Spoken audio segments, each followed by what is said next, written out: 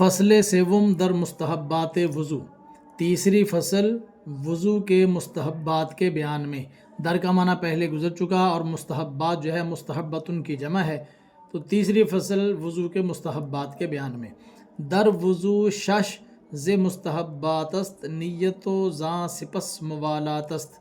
در وضو میں شش 6 چیزیں ز سے مستحبات است ہیں، وضو میں 6 چیزیں مستحبات میں سے ہیں۔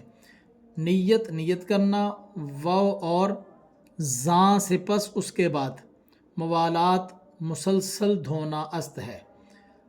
نیت کرنا بھی مستحب ہے اور تمام اعضاء کو مسلسل دھونا، یعنی ایک عضو اگر ابھی دھویا ہے تو وہ ابھی خشک نہ ہوا ہو کہ دوسرا عضو دھو لیا جائے۔ ہما سر مسح وانگہ ترتیب بمیامن بدایت از تادیب۔ ہما سر پورا سر مسا کرنا، پورے سر کا مسا کرنا یہ بھی مستحبات میں سے ہے۔ وانگہ اور اس وقت ترتیب کا خیال رکھنا۔ ترتیب وہی جس طرح اللہ تعالیٰ نے قرآن پاک میں وضو کا حکم بیان کیا ہے، اسی ترتیب سے جس عضو کو پہلے دھونے کا حکم ہے اس کو پہلے دھویا جائے، جس کو بعد میں دھونے کا ذکر ہے اس کو بعد میں دھویا جائے۔ تو اذا قمتم الی الصلاۃ فاغسلوا وجوہکم وایدیکم الی المرافق، تو پہلے وجوہکم ہے، پھر ایدیکم ہے، پھر وامسحوا برؤوسکم، پھر سر کا مسح ہے، پھر ارجلکم الی الکعبین، اور پھر پاؤں کے دھونے کا ذکر ہے۔ تو یہ والی ترتیب خیال رکھنا ضروری ہے۔ اس کا اگر خیال رکھیں گے اور اسی ترتیب سے وضو کریں گے تو وضو ہو جائے گا۔ اور اگر ترتیب خراب کر دی ہے، آپ نے پہلے ہاتھ دھو لیے ہیں، بعد میں مسح کر لیا، پھر منہ دھو لیا اور آخر میں پاؤں دھو لیے، آپ کا صرف یہ مستحب چھوٹا ہے، وضو ہو جائے گا۔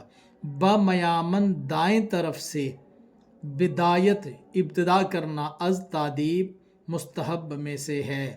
یہ بھی یعنی جو 2 عضو ہیں، جس طرح کے 2 ہاتھ ہیں تو پہلے دایاں ہاتھ دھویا جائے پھر بایاں ہاتھ، جیسا کہ 2 پاؤں ہیں تو پہلے دایاں پاؤں دھویا جائے پھر بایاں پاؤں، تو دائیں طرف سے ابتدا کرنا یہ بھی تادیب میں سے ہے، یعنی ادب میں سے ہے، یہ بھی مستحب ہے۔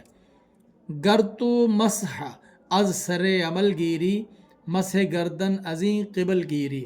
گر اگر تو مسح از سر عمل گیری، اگر تو مسح سر کا عمل پکڑے گا، یعنی سر کا مسح کرنے کا عمل پکڑے گا، تو پھر کیا کرنا ہے؟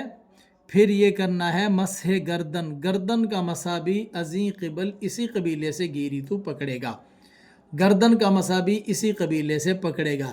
یعنی اگر سر کا مسح کرنے کے لیے آپ نے پانی لیا ہے تو اسی پانی کے ساتھ گردن کا مسح کرنا ہے، گردن کے مسح کے لیے آپ نے نیا پانی نہیں لینا۔